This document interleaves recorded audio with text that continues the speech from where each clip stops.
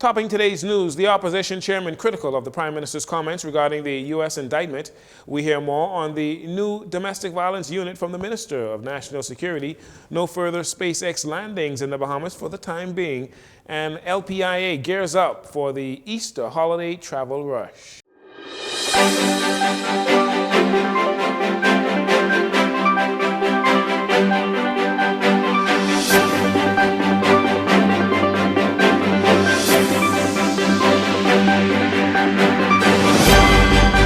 Jcn Evening News. I'm Jcn Saunders. Thank you so much for joining us. On Monday, Prime Minister Philip Davis said it appears to be entrapment. He was referring to the indictment of Bahamian law enforcement officers on drug trafficking charges in the United States last November and the possible involvement of a senior politician. Well, on Tuesday, FNM Chairman Dr. Dwayne Sands responded to the Prime Minister, calling his comments a joke, noting what he says is the Prime Minister's sudden shift in tone from promising swift action and reform to casting doubt on the investigation. The FNM chairman suggests the Davis administration is trying to protect the player or players involved. Well, the Office of the Prime Minister quickly reacted with a statement of its own, suggesting that Dr. Sands should be taking a different approach, stating that the U.S. indictment alleges criminal activity stretching back to the time when the FNM was the government. Yet no one can recall any steps he or his FNM colleagues took to address concerns about corruption in the security forces. The Office of the Prime Minister's statement said that regarding the Prime Minister's recent observation, the U.S. case appears to rely heavily on actions in response to U.S. government agents or informants. That is not a matter of controversy, which is clear from the text of the indictment itself. The statement ended by saying the FNM chairman chooses fake outrage instead of sincere determination to collaborate on solutions for the country's most difficult challenges. The Bahamas government has announced Tuesday that it is suspending all SpaceX Falcon 9 rocket booster landings in the country. The decision follows the SpaceX Starship explosion last month. They launched from Texas, but the debris landed in the Bahamas. The explosion of that rocket left fragments of debris scattered over the Bahamas, in particular in waters surrounding Crooked Island and Ragged Island. Deputy Prime Minister, the Minister of Tourism, Investments and Aviation, Chester Cooper, made the announcement. We wish to advise that there will be no further Falcon landings in the Bahamas until SpaceX and its environmental agency has completed a full environmental impact assessment, and DEP will speak further to this if necessary. You may already be aware that any additional landings each require a separate license from the Civil Aviation Authority of the Bahamas.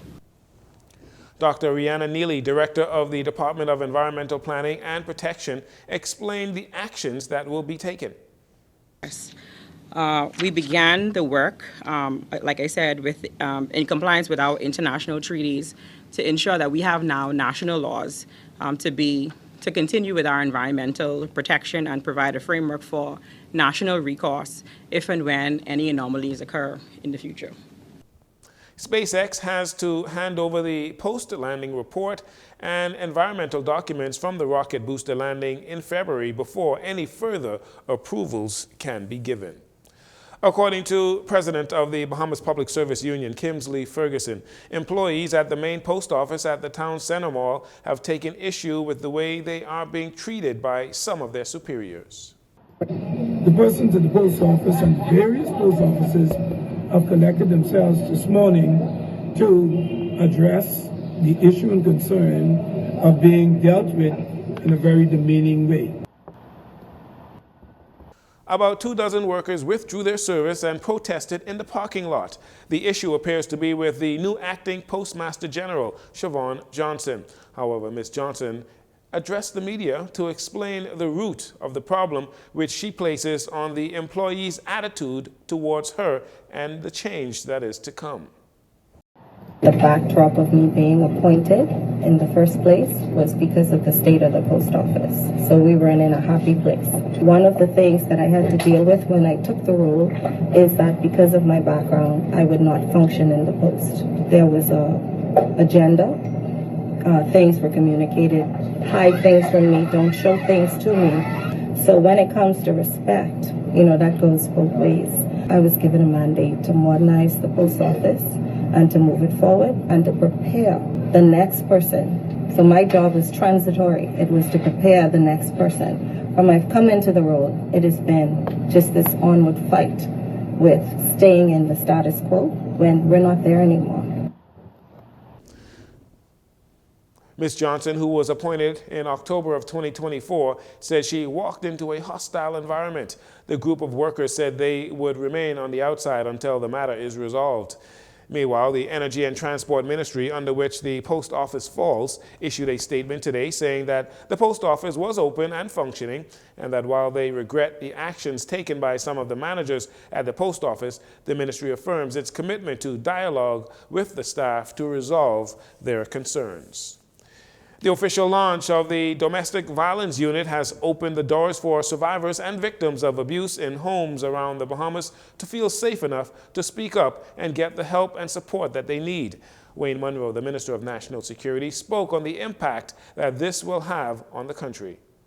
When you make it more comfortable for persons to report so that they know that they will receive support, so that they know that if they come they have somewhere temporary to stay, hopefully more people who are victims will come forward, and initially that may drive the numbers up as people feel the need not to suffer in silence.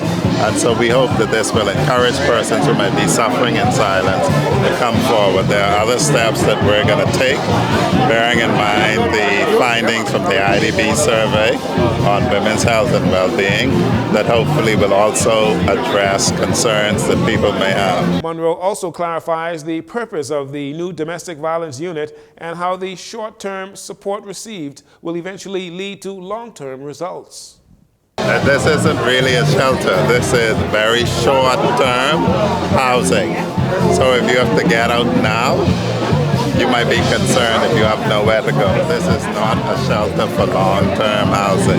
This is a short-term housing solution that's allied with the actual investigation and treatment that will happen here. The new domestic violence unit will be the beginning of a long process to completely eradicate the issue of domestic violence. The government, alongside the Royal Bahamas Police Force, the courts, and private sector support groups are all working together for the safety of victims and the prosecution of those responsible for the abuse. Meanwhile, Dr. Sandra Dean Patterson, president of the Bahamas Crisis Center, has commended the government for taking this major step.